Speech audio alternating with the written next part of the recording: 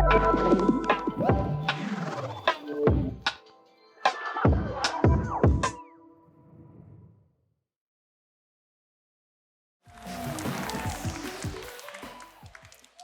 friends. It would be safe to say that our next speaker's talk is sure to move you. Patrick is a self-taught animator, producer, and motion designer who is working on design systems at Microsoft. He's a storyteller who excels at taking complex ideas and making them clear, approachable, and human. He's a maker and a tinkerer whose work has done so much to bring movement from the real world to the digital through explorations in design and code. I couldn't think of anyone better to help close out the first day of Config 2026. Everybody, I want you to make some noise and welcome Patrick Flaherty to the stage.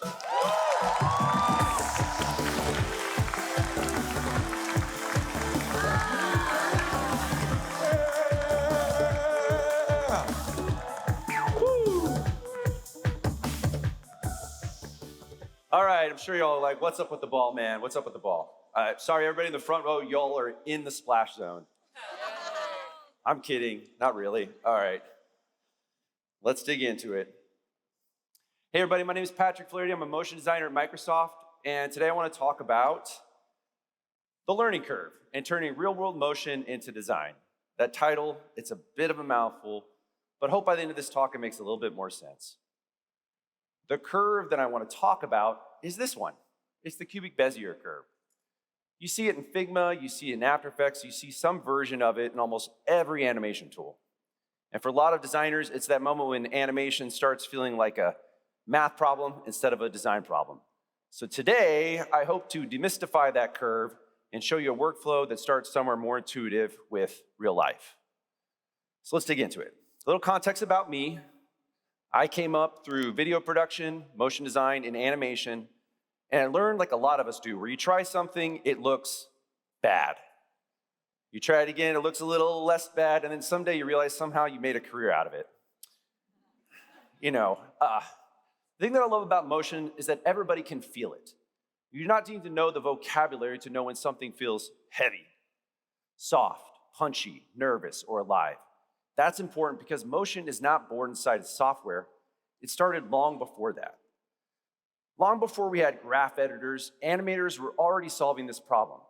They were trying to make drawn things feel alive, and they did that by watching life closely.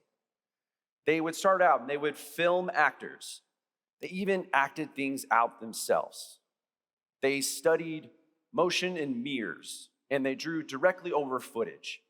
Not because reference was the final answer, because it gave them something real to interpret.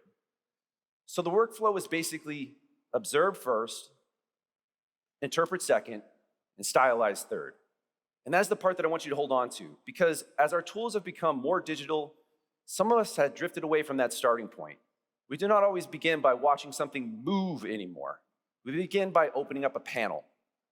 And this is such a simple idea, and I think it still matters. Reference gives you the truth. Taste decides what to keep. A design decides how far to push it. And I don't think I need to walk through the whole history of animation beat by beat. The point is simpler than that.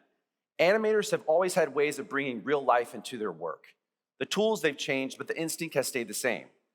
We watch motion, we interpret it, we exaggerate it, and we shape it until it feels just right. So now let's look at how that old instinct shows up in modern tools. Usually, when you want something to go from point A to point B, you set a starting point, set an ending point, and then the software, it figures out everything in between. And in Figma's animation tools, or really in most animation tools, the computer is making an interpretation. It knows when that object starts, where it ends, but it does not know that feeling unless you tell it. So at first, the answer is usually linear. Same speed the whole way through. Then we're adding easing, we're picking from a list of drop downs and finding presets. You have ease in and out, back bounce spring, and then you eventually land on this one called custom bezier. Custom bezier is where a lot of people go, cool. This is probably where the pros are hiding the good stuff, right? So you click into it, And you're immediately met with this graph. And you think, custom bezier, this is more like French for what the hell is this? You get this graph. You get these handles. It looks like it should be simple, but the second that you try to make it feel like the thing in your head, it gets weird really fast. And that's where I think a lot of people get lost. And I think the reason is that we've skipped right to the reference. We've skipped the reference and we jumped straight to the translation layer. And the funny thing is that curve, it does not only live in Figma. Maybe you start in After Effects, then you're getting into Figma, you're in Blender, Rive, Cinema 4D, Code. That same basic idea, it's dressed up a little bit differently in every tool. In theory, though, that understanding in one place, it should help you everywhere. But the hard part is getting that to click in the first place. And if you're like me, you probably lost a god-awful amount of time here. I definitely have. Maybe you drag a handle to the left, not quite right. Drag it to the left, right again, not quite right. Back and forth, back and forth, back and forth. You're chasing something that you feel when you're trying to find it inside this abstract graph. And usually after enough rounds, you throw your hands up in the air, you say, enough, I'm done. I think that's a big reframe for me. I've been obsessing over the wrong thing. The goal is not the graph, the goal is the feel. The graph, it matters, of course it does, but it's not what we're actually after. We're after punch, softness, hesitation, follow through, confidence, energy. The graph, it's a description, it's not the source. So let's make this graph a little less scary. I guess you guys didn't know you're gonna learn some math here in the closing keynote, so let's get into it. At the bottom of this graph, you have time. The beginning of your animation, the end of your animation. On the upside, you have value. What you're animating, that position, the scale, the opacity. That line there in the middle, it's showing what the value is changing over time. And when that line is steady, change is steady. When it bends, the timing, it's changing. When it's steeper, the motion, it's moving faster. And then when it flattens back out again, or it's slowing down, again, what you're seeing is value changing over time. So let me make this just a little bit easier to understand. There's a ball moving from the left to the right. Watch the echo trail. The spacing is even the whole way through. Same distance, same distance, same distance. That is why linear motion often feels mechanical. Nothing is really changing. So here's that same move with easing applied. We have the same start, we have the same ending, but it's a completely different feeling. At the beginning, those echoes, they stack up because the object is moving slowly. In the middle, those gaps, they open up because it's moving faster. And at the end, those echoes, they stack back up again because it's settling. So that curve is describing speed. But spacing is how we see it. And that's the lens I want to give you. Spacing equals velocity, and velocity equals feel. Once you can see spacing, that curve editor, it stops feeling like a random math box, and it starts to feel like a picture of timing. And that's where the old animation workflow comes back into place. This is not a new idea. Animators have been reading motion this way for a very long time. They were not starting from a perfect graph. They were not looking at movement, or they were looking at movement. They were studying spacing and deciding what to keep. The tools, they've changed. The instinct has not. So if there's one weird phrase I want you to take away from this talk, it's this. You are the analog. The motion that you're chasing, it does not start inside of software. It can start with you, with your body, with timing, with weight, with rhythm. That is why animators act things out. They move their hands. They rehearse the beat. They feel the timing before they draw it, keyframe it, or drag a handle. The graph, it can describe the motion, but you are often the first place that motion shows up. And once I started thinking about motion that way, the question became hard to ignore. If animators have always started by observing life, and if reference is easier than ever to capture, then why am I still rebuilding the field by hand? If I can record that motion, why am I dragging handles around trying to guess at the feeling afterward? Why not capture the feeling first and shape that into a curve? That question became the starting point for a tool I built called Motion Tracker. And the first version of this was not glamorous. You could all do this today. I took a piece of paper, I waved it on my countertop and recorded a video clip. I then brought that into After Effects and I animated a little square over the top of it. And I used some expressions to kind of smooth it out. It was scrappy, but it proved a point. I was not inventing that motion from scratch. I was translating something that happened in the real world. So I started building a tool to automate that workflow. The idea was super simple. I would record a short, intentional motion. I would then track it. I would read the timing, and I would turn that into a curve that I could use in tools that I animate in every day, like After Effects and Figma. Yeah, and it worked. It's awesome. And then from there, I built upon it. It was started off a bit rough, but then I built a desktop version and then a variety of other applications and plugins. I used a camera to track a simple object, or I tapped into an accelerometer that we carry around in our pockets every day, or we wear on our wrists. I would then process that motion, clean it up, and I started to get usable curves back out of it. And the more that I worked on this, the more that I realized that I was coming back to the same realization. The best animators I know, they move first. They act things out. Again, they feel the timing in their body. I wanted to capture that first spark before the software got in the way. So the workflow became this: capture the motion, read the timing, shape the curve, and apply it. And I'll be clear about something because I'm about to do a cool demo here that I hope works. This is not magic. I'm gonna record something here in the room, and we're gonna shape it a little. I may have to trim a segment, smooth it out, or choose from the part with the right energy. That's okay. That's still craft. The point is that I'm no longer starting from a preset or a blank graph. I am starting from something I or we performed here in the room. So enough talk. Let's do it live. So what I want you guys to do is I want you all to watch the round trip. We're gonna record a motion here in the room, and we're gonna translate it into an animation inside of Figma. So let me hop on over here to my desk. Let me get a drink of water real quick. All right, so we can go ahead and switch on over to the demo. Here you go. So I got this fun little animation here that we're gonna add some motion to. Today we're gonna slay some dragons, you guys. So the first thing I wanted to walk y'all through is this simple animation that I have. So we have this knight, and he's waving his sword back and forth. Very linear mechanical animation here. He's then gonna walk up and he's gonna whack this dragon in the belly. And that dragon's gonna be like, enough of you, and he's gonna drop that knight to his doom. Very simple animation. But there's nothing going on really right here. So what I want to do now is I wanna bring out some people, and they're gonna help me out. We've got Miggy and Alexa. They're gonna come out here on the stage, and we're gonna record a movement. We're gonna bring that motion into my tool, and we're gonna create a curve. So you guys come on out here. Welcome my knights and my dragon. Awesome, you guys. All right, while I switch over, y'all go and battle it up a little bit.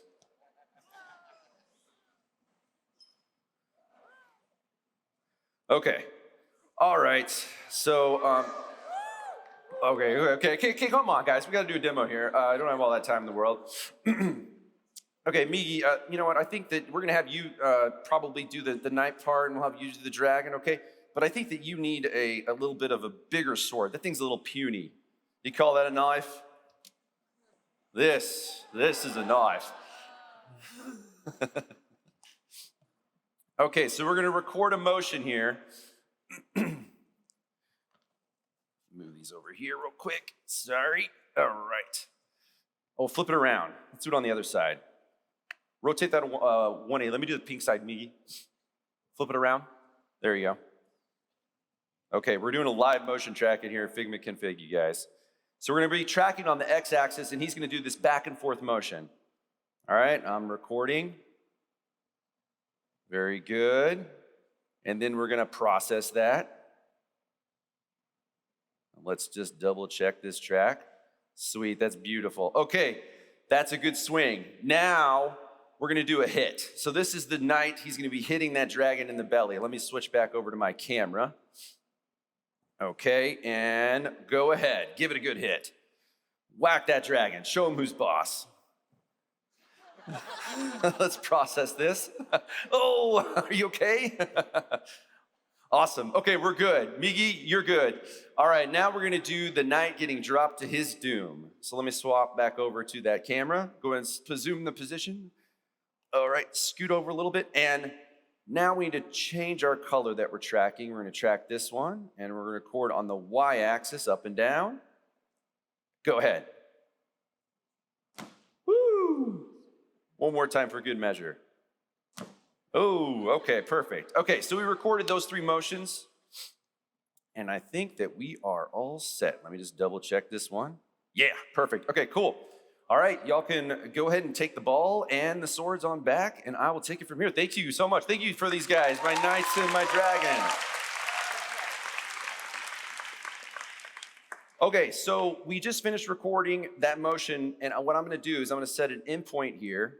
I'm gonna scroll forward, and I'm gonna set this out point right there, and I'm gonna process this.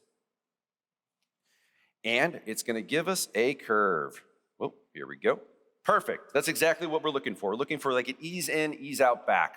So whenever you are recording anything or you're sharing something with the rest of your team, you wanna save it so that you can share it. So let me give this a name. So we're gonna call this swing. And I'm gonna save that. And I'm gonna hop back over to Figma, and I'm gonna hop into the panel.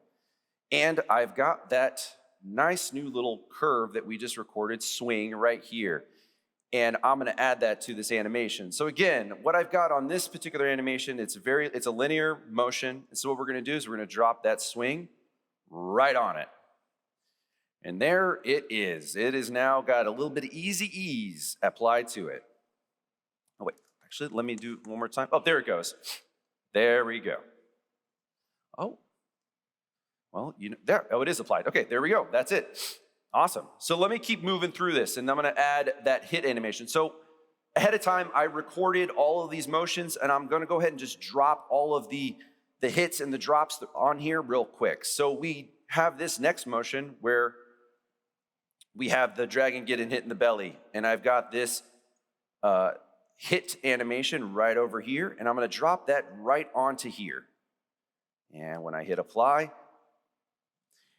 I've added it. Now, the thing is, right now with this hit, it doesn't feel like you have enough energy. It feels like he's waving a little feather and hitting him with the lightest sword in the world.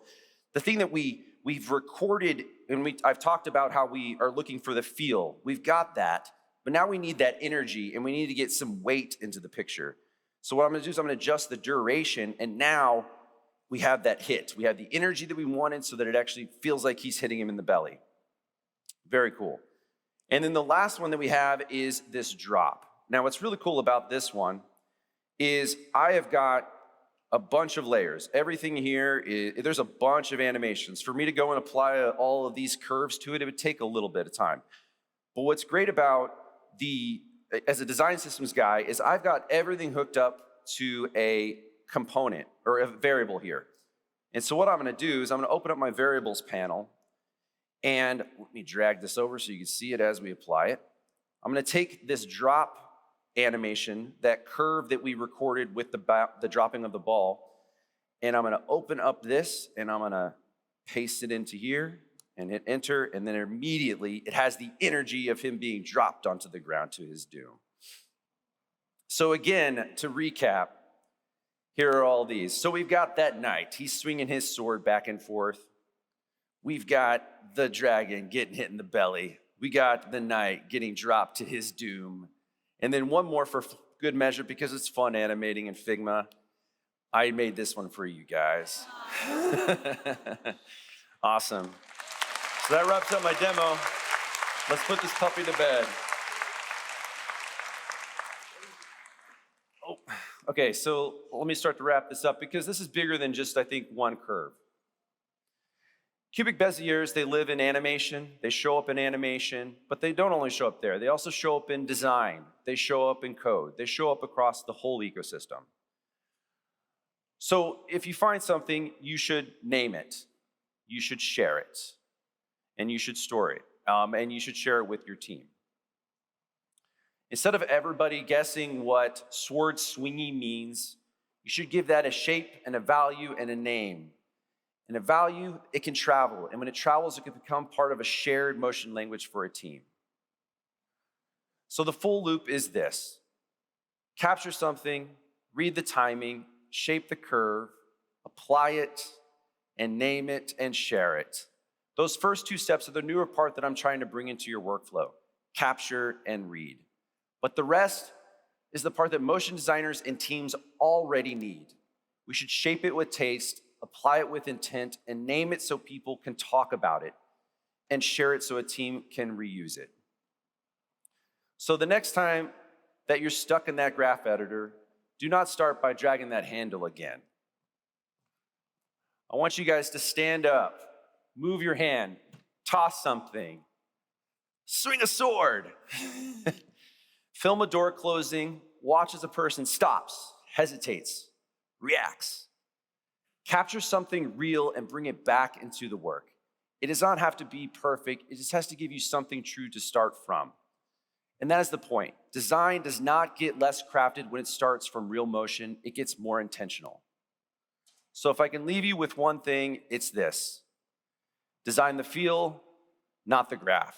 The graph, it matters, of course it does, but the graph is not the goal. It's just one way of getting to the thing that you actually care about. The motion, it should feel alive, it should feel intentional, it should feel like it came from somewhere. And sometimes the fastest way to get there is to stop guessing, move first, and let the curve follow. Thank you.